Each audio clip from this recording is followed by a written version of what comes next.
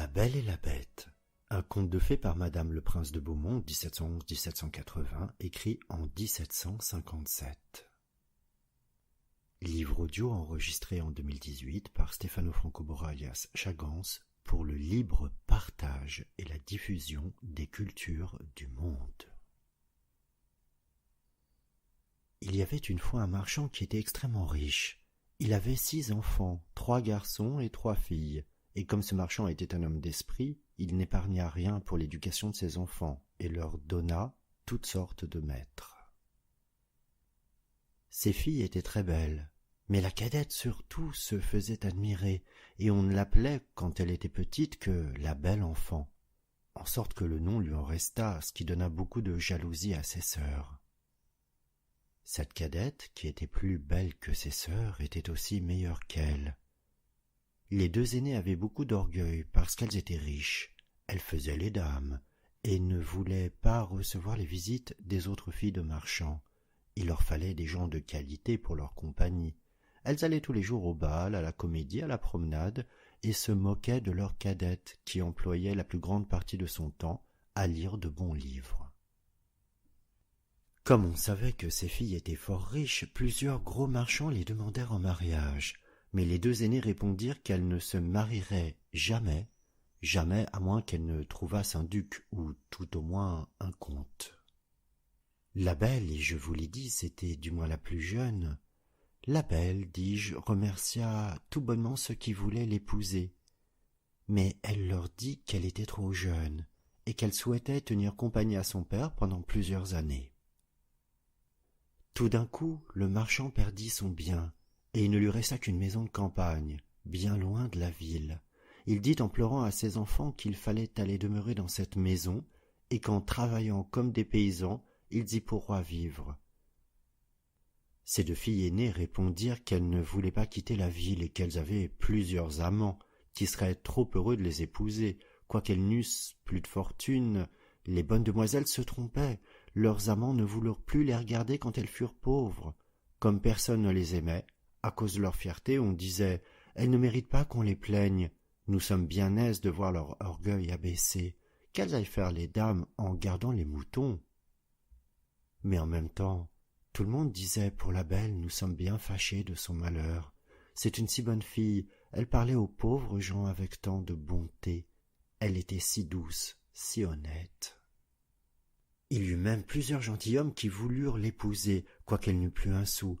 Mais elle leur dit qu'elle ne pouvait se résoudre à abandonner son pauvre père dans son malheur et qu'elle le suivrait à la campagne pour le consoler et l'aider à travailler.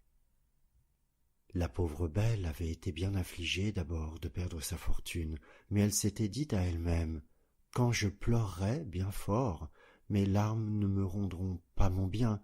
Il faut tâcher d'être heureuse sans fortune. » Quand ils furent arrivés à leur maison de campagne, le marchand et ses 3 filles s'occupèrent à labourer la terre.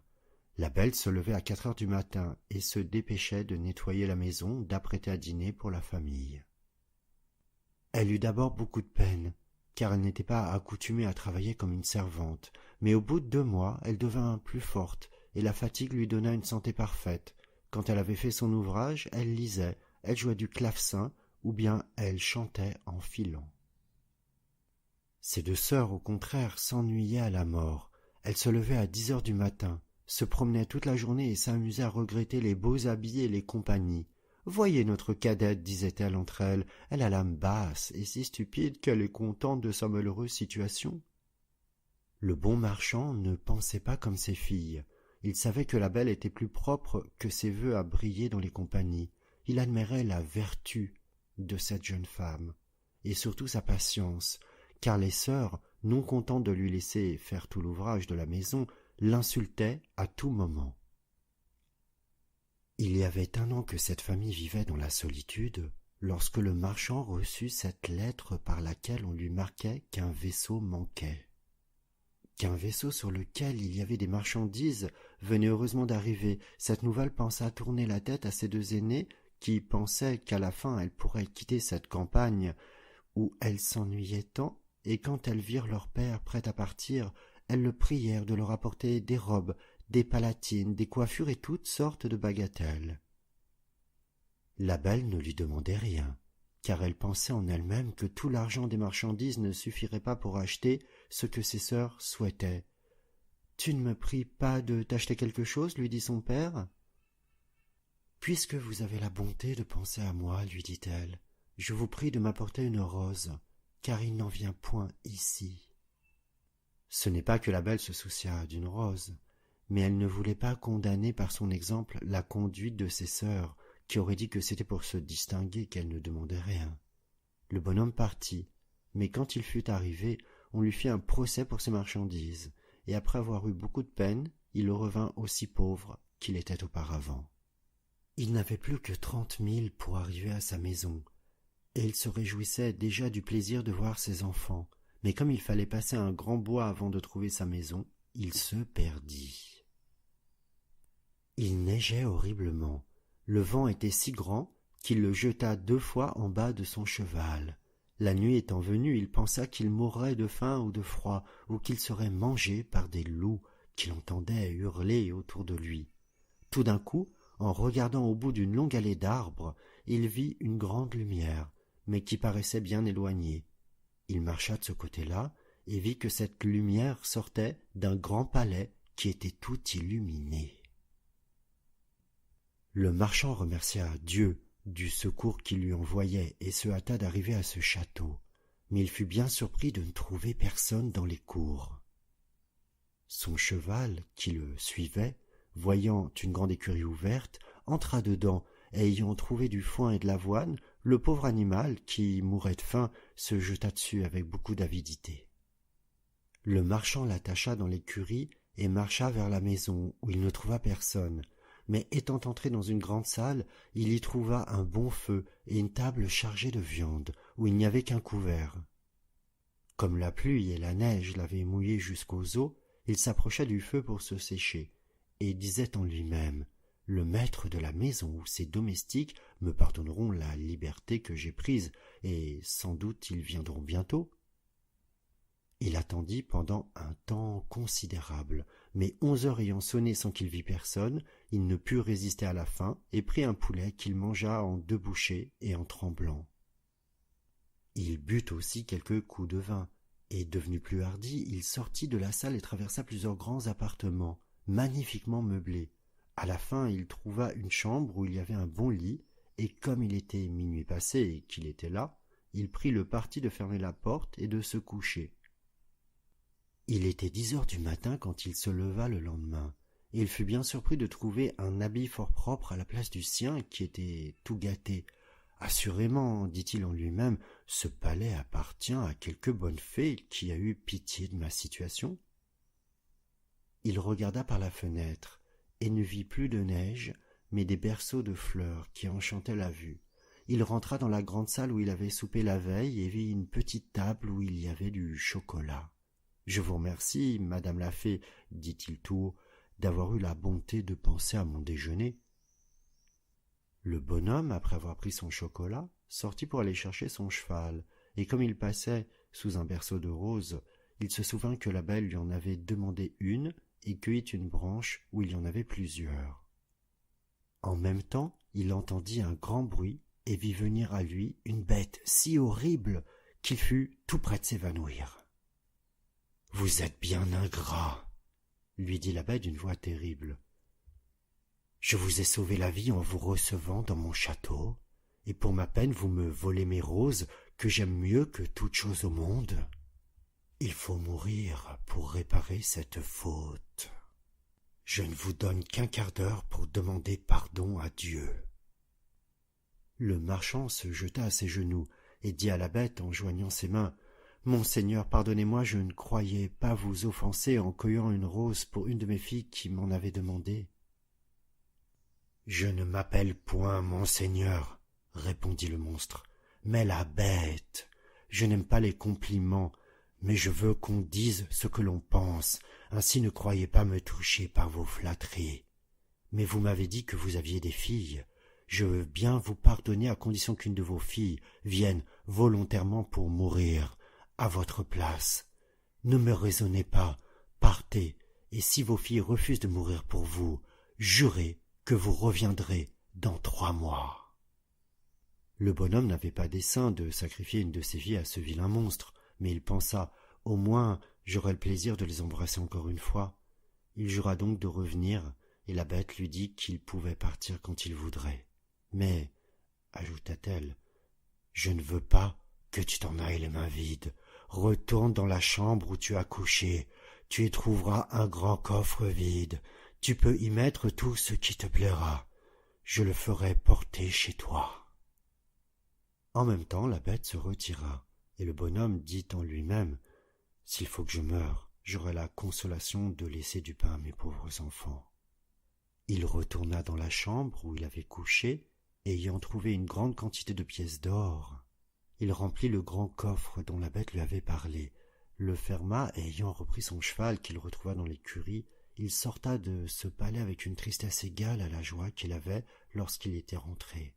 Son cheval prit de lui-même une des routes de forêt, et en peu d'heures, le bonhomme arriva dans sa petite maison. Ses enfants se rassemblèrent autour de lui, mais au lieu d'être sensible à leurs caresses, le marchand se mit à pleurer en les regardant. Il tenait à la main une branche de rose qu'il apportait à la belle. Il la lui donna et lui dit « La belle, prenez ces roses, elles coûteront bien cher à votre malheureux père. » Et tout de suite il raconta à sa famille la funeste aventure qui lui était arrivée. À ce récit, ses deux aînés jetèrent de grands cris et dirent des injures à la belle qui ne pleurait point. « Voyez ce que produit l'orgueil de cette petite créature, disait-elle. Que ne demandait-elle pas des ajustements, comme nous? Mais non, mademoiselle voulait se distinguer. Elle va causer la mort de notre père, et elle ne pleure pas. » « Cela serait fort inutile, reprit la belle. Pourquoi pleurerais-je? La mort de mon père, il ne périra point. Puisque le monstre veut bien accepter une de ses filles, je veux me livrer à toute sa furie. Et je me trouve fort heureuse, puisqu'en mourant, j'aurai la joie de sauver mon père et de lui prouver ma tendresse. « Non, ma sœur, lui dirent ses trois frères, vous ne mourrez pas, nous irons trouver ce monstre et nous périrons sous ses coups et nous pouvons le tuer. »« Ne l'espérez pas, mes enfants, leur dit le marchand. La puissance de cette bête est si grande qu'il ne me reste aucune espérance de la faire périr. Je suis charmé du bon cœur de la belle, mais je ne veux pas l'exposer à la mort.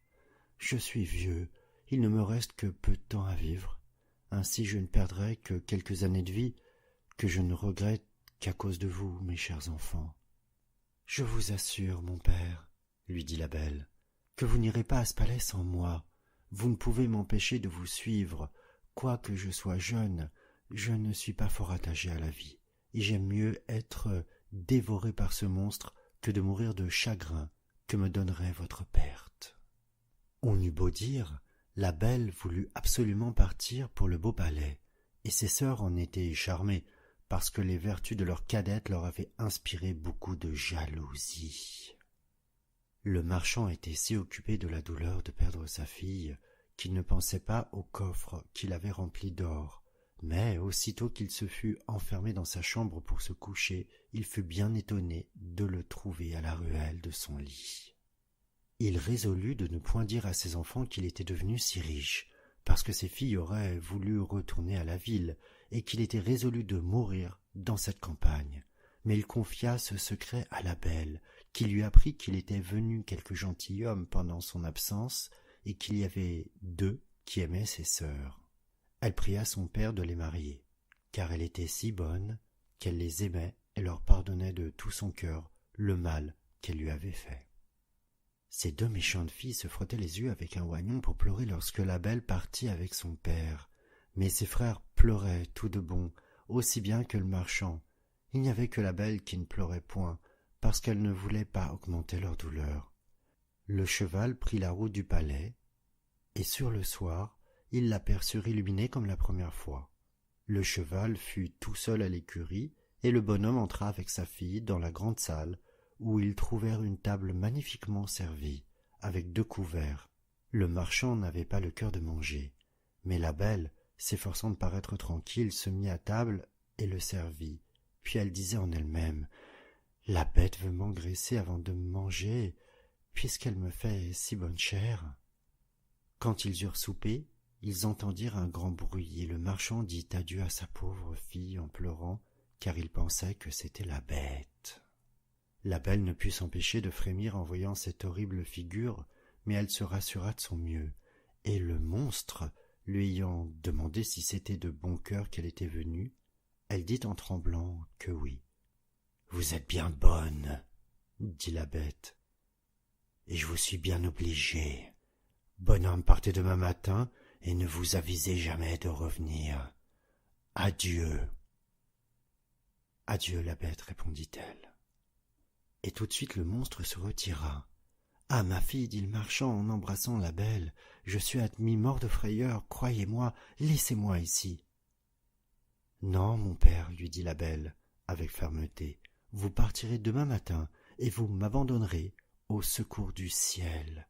Peut-être aura-t-il pitié de moi. » Ils furent se coucher et croyaient ne pas dormir de toute la nuit, mais à peine furent-ils dans leur lit que leurs yeux se fermèrent. Pendant son sommeil, la vie vit une dame qui lui dit « Je suis bien contente de votre bon cœur, la belle. La bonne action que vous faites en donnant votre vie pour sauver celle de votre père ne demeurera point sans récompense. » La belle, en s'éveillant, raconta ce songe à son père. Quoiqu'il le consolât un peu, cela ne l'empêcha pas de jeter des grands cris quand il fallut se séparer de sa chère fille. Lorsqu'il fut parti, la belle s'assit dans la grande salle et se mit à pleurer aussi, mais comme elle avait beaucoup de courage, elle se recommanda à Dieu et résolut de ne point se chagriner pour le peu de temps qu'elle avait à vivre, car elle croyait fermement que la bête la mangerait le soir. Elle résolut de se promener en attendant et de visiter ce beau château. Elle ne pouvait s'empêcher d'en admirer la beauté, mais elle fut bien surprise de trouver une porte sur laquelle il y avait écrit « Appartement de la belle ». Elle ouvrit cette porte avec précipitation et fut éblouie de la magnificence qui y régnait. Mais ce qui frappa le plus sa vue, ce fut une grande bibliothèque, un clavecin, plusieurs livres de musique. « On ne veut pas que je m'ennuie, » dit-elle tout bas. Elle pensa ensuite, si je n'avais qu'un jour à demeurer ici, on ne m'aurait pas fait une telle provision. Cette pensée ranima son courage. Elle ouvrit la bibliothèque et vit un livre où il y avait écrit en lettres d'or « Souhaitez, commandez, vous êtes ici, la reine et la maîtresse. » « Hélas, dit-elle en soupirant, je ne souhaite rien que de voir mon pauvre père et de savoir ce qu'il a fait à présent. » Elle avait dit cela en elle-même. Quelle fut sa surprise, en jetant les yeux sur un grand miroir, d'y voir sa maison, où son père arrivait avec un visage extrêmement triste. Ses sœurs venaient au-devant de lui, et malgré les grimaces qu'elles faisaient pour paraître affligées, la joie qu'elle avait de la perte de leur sœur paraissait sur leur visage. Un moment après, tout cela disparut, et la belle ne put s'empêcher de penser que la bête était bien complaisante et qu'elle n'avait rien à craindre d'elle. À midi, elle trouva la table mise, et pendant son dîner, elle entendit un excellent concert, quoiqu'elle ne vit personne. Le soir, comme elle allait se mettre à table, elle entendit le bruit que faisait la bête, et ne put s'empêcher de frémir. « La belle, » lui dit ce monstre, « voulez-vous bien que je vous voie souper ?» « Vous êtes le maître, » répondit la belle en tremblant. « Non, » répondit la bête, « il n'y a ici de maîtresse que vous. Vous n'avez qu'à me dire de m'en aller, et si je vous ennuie, je sortirai tout de suite. Dites-moi, n'est-ce pas que vous me trouvez bien laid ?»« Cela est vrai, » dit la belle, « car je ne sais pas mentir, mais je crois que vous êtes fort bon. »« Vous avez raison, » dit le monstre, « mais outre que je suis laid, je n'ai point d'esprit. Je crois bien que je ne suis qu'une bête. »« On n'est pas bête, » reprit la belle, « quand on croit n'avoir point d'esprit. Un sot n'a jamais su cela. »« Mangez donc, la belle, » lui dit le monstre, « et tâchez de ne point ennuyer dans votre maison, car tout ceci est à vous, et j'aurais du chagrin si vous n'étiez pas contente. »« Vous avez bien de la bonté, dit la belle, je vous avoue que je suis bien contente de votre cœur. Quand j'y pense, vous ne me paraissez plus si laid. »« Oh, dame, oui, répondit la bête.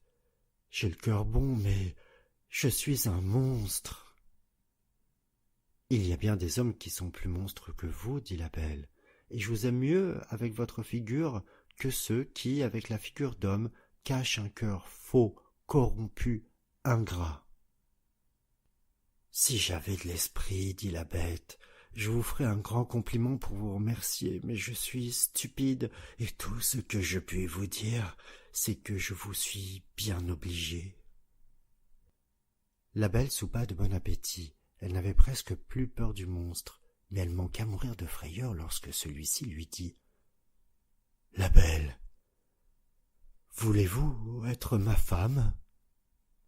Elle fut quelque temps sans répondre. Elle avait peur d'exciter la colère du monstre en le refusant. Elle lui dit pourtant en tremblant « Non, la bête. » Dans le moment, ce pauvre monstre voulut soupirer, et il fit un sifflement si épouvantable que tout le palais en retentit. Mais la belle fut bientôt rassurée, car la bête, lui ayant dit tristement « Adieu donc, la belle !»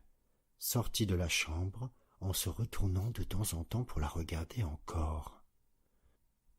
La belle, se voyant seule, sentit une grande compassion pour cette pauvre bête. « Hélas, disait-elle, c'est bien dommage qu'elle soit si laide, elle est si bonne. » La belle passa 3 mois dans ce palais avec assez de tranquillité.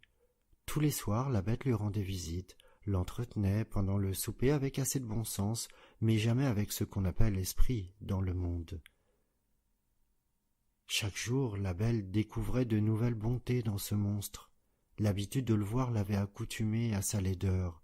Loin de craindre le moment de sa visite, elle regardait souvent à sa montre pour voir s'il était bientôt 9 heures, car la bête ne manquait jamais de venir à cette heure-là. Il n'y avait qu'une chose qui faisait de la peine à la belle, c'est que le monstre, avant de se coucher, lui demandait toujours si elle voulait être sa femme, et paraissait pénétré de douleur lorsqu'elle lui disait que non. Elle lui dit un jour « Vous me chagrinez, la bête, je voudrais pouvoir vous épouser, mais je suis trop sincère pour vous faire croire que cela arrivera jamais. Je serai toujours votre amie, tâchez de vous contenter de cela. »« Il le faut bien, reprit la bête, je me rends justice, je sais que je suis horrible, mais je vous aime beaucoup. Cependant je suis trop heureux de ce que vous voulez bien rester ici. Promettez-moi que vous ne me quitterez jamais. » La belle rougit à ces paroles. Elle avait vu dans son miroir que son père était malade de chagrin de l'avoir perdu, et elle souhaitait de le revoir.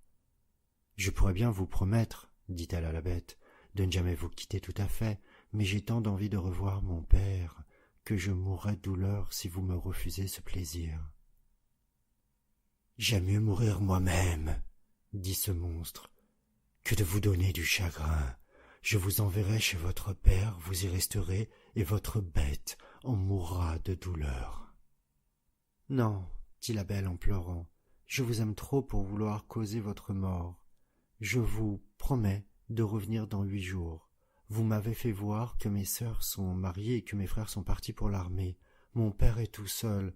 Souffrez que je reste chez lui 1 semaine. »« Vous y serez, demain, au matin, dit la bête. Mais souvenez-vous de votre promesse. Vous n'aurez qu'à mettre votre bague sur une table en vous couchant quand vous voudrez revenir. Adieu, la belle. » La bête soupira, selon sa coutume, en disant ces mots, et la belle se coucha toute triste de l'avoir affligée. Quand elle se réveilla le matin, elle se trouva dans la maison de son père, et ayant sonné une clochette qui était à côté de son lit, elle vit venir la servante, qui fit un grand cri en la voyant. Le bonhomme accourut à son cri et manqua mourir de joie en revoyant sa chère fille, et ils se tinrent s'embrasser plus d'1 quart d'heure. La belle, après les premiers transports, pensa qu'elle n'avait point d'habit pour se lever, mais la servante lui dit qu'elle venait de trouver dans la chambre voisine un grand coffre plein de robes, toutes d'or, garnies de diamants. La belle remercia la bonne bête de ses attentions. Elle prit la moins riche de ses robes et dit à la servante de serrer les autres, dont elle voulait faire présent à ses sœurs. Mais à peine eut-elle prononcé ces paroles que le coffre disparut. Son père lui dit que la bête voulait qu'elle gardât tout cela pour elle, et aussitôt les robes et le coffre revinrent à la même place. La belle s'habilla, et pendant ce temps on fit avertir ses sœurs, qui accoururent avec leurs maris. Elles étaient toutes deux fort malheureuses.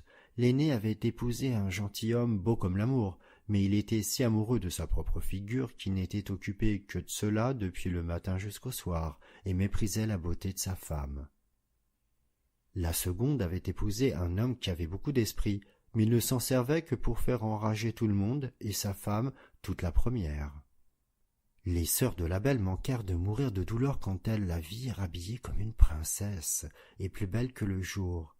Elle eut beau les caresser, rien ne put étouffer leur jalousie, qui augmenta beaucoup quand elle eut compté combien elle était heureuse. Ces deux jalouses descendirent dans le jardin pour y pleurer tout à leur aise, et elles se disaient « Pourquoi ces petites créatures est-elle plus heureuse que nous? Ne sommes-nous pas plus aimables qu'elles ?» « Ma sœur, dit l'aînée, il me vient une pensée, tâchons de l'arrêter ici plus de 8 jours. Sa sotte bête se mettra en colère de ce qu'elle lui aura manqué de parole, et peut-être qu'elle la dévorera. »« Vous avez raison, ma sœur, répondit l'autre, pour cela il lui faut de grandes caresses. » Ayant pris cette résolution, elles remontèrent et firent tant d'amitié à leur sœur que la belle en pleura de joie. Quand les 8 jours furent passés, les 2 sœurs s'arrachèrent les cheveux et firent tant les affliger de son départ qu'elle promit de rester encore 8 jours. Cependant la belle se reprochait le chagrin qu'elle allait donner à sa pauvre bête, qu'elle aimait de tout son cœur, et elle s'ennuyait de ne plus la voir.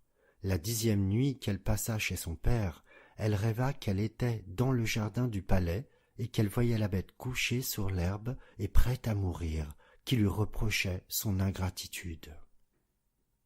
La belle se réveilla en sursaut et versa des larmes. « Ne suis-je pas bien méchante, disait-elle, de donner du chagrin à une bête qui a pour moi tant de complaisance? Est-ce sa faute si elle est si laide et si elle a peu d'esprit? Elle est bonne, cela vaut mieux que tout le reste. Pourquoi n'ai-je pas voulu l'épouser? Je serais plus heureuse avec elle que mes sœurs avec leurs maris. Ce n'est ni la beauté ni l'esprit d'un mari qui rendent une femme contente, c'est la bonté du caractère, la vertu, la complaisance, et la bête a toutes ces bonnes qualités. Je n'ai point d'amour pour elle, mais j'ai de l'estime, de l'amitié et de la reconnaissance. Allons, il ne faut pas la rendre malheureuse, je me reprocherai toute ma vie mon ingratitude. » À ces mots, la belle se lève, met sa bague sur la table et revient se coucher. À peine fut-elle dans son lit qu'elle s'endormit, et quand elle se réveilla le matin, elle vit avec joie qu'elle était dans le palais de la bête. Elle s'habilla magnifiquement pour lui plaire et s'ennuya à mourir toute la journée, attendant 9 heures du soir, mais l'horloge eut beau sonner, la bête ne parut point. La belle, alors, craignit d'avoir causé sa mort. Elle courut tout le palais en jetant de grands cris. Elle était au désespoir. Après avoir cherché partout, elle se souvint de son rêve et courut dans le jardin vers le canal où elle l'avait vu en dormant. Elle trouva la pauvre bête étendue sans connaissance, et elle crut qu'elle était morte. Elle se jeta sur son corps sans avoir horreur de sa figure, et sentant que son cœur battait encore, elle prit de l'eau dans le canal et lui en jeta sur la tête. La bête ouvrit les yeux et dit à la belle « Vous avez oublié votre promesse. Le chagrin de vous avoir perdu m'a fait résoudre à me laisser mourir de faim. Mais je meurs content puisque j'ai le plaisir de vous revoir encore une fois. »« Non, ma chère bête, vous ne mourrez point, lui dit la belle. Vous vivrez pour devenir mon époux. Dès ce moment, je vous donne ma main, et je jure que je ne serai qu'à vous. Hélas, je croyais n'avoir que de l'amitié pour vous, mais la douleur que je sens me fait voir que je ne pourrai vivre sans vous voir. » À peine la belle eut-elle prononcé ces paroles qu'elle vit le château brillant de lumière. Les feux d'artifice, la musique, tout lui annonçait une fête. Mais toutes ces beautés n'arrêtèrent point sa vue. Elle se retourna vers sa chère bête, dont le danger la faisait frémir. Quelle fut sa surprise! La bête avait disparu. elle ne vit à ses pieds qu'un prince plus beau que l'amour, qui la remerciait d'avoir fini son enchantement. Quoique ce prince méritât son attention, elle ne put s'empêcher de lui demander où était la bête. « Vous la voyez à vos pieds, lui dit le prince. Une méchante fée m'avait condamné à rester sous cette figure jusqu'à ce qu'une belle fille consentît à m'épouser, et elle m'avait défendu de faire paraître mon esprit. Ainsi il n'y avait que vous dans le monde, assez bonne pour vous laisser toucher à la bonté de mon caractère, et en vous offrant ma couronne, je ne puis que m'acquitter des obligations que je vous ai. » La belle, agréablement surprise, donna la main à ce beau prince pour le relever. Ils allèrent ensemble au château, et la belle manqua à mourir de joie en trouvant dans la grande salle son père et toute sa famille, que la belle dame qui lui était apparue en songe avait transportée au château. « Belle, lui dit cette dame qui était une grande fée, venez recevoir la récompense de votre bon choix. Vous avez préféré la vertu à la beauté et à l'esprit.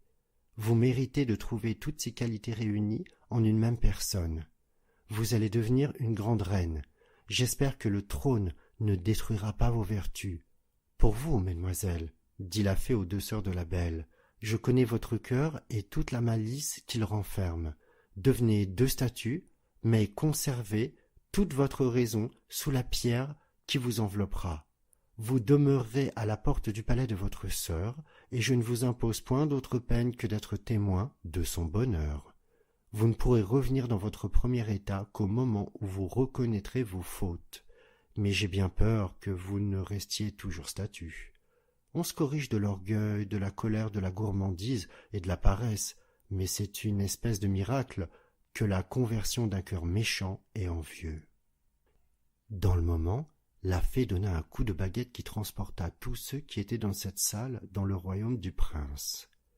Ses sujets le revirent avec joie, et il épousa la belle, qui vécut avec lui fort longtemps et dans un bonheur parfait, parce qu'il était fondé sur la vertu.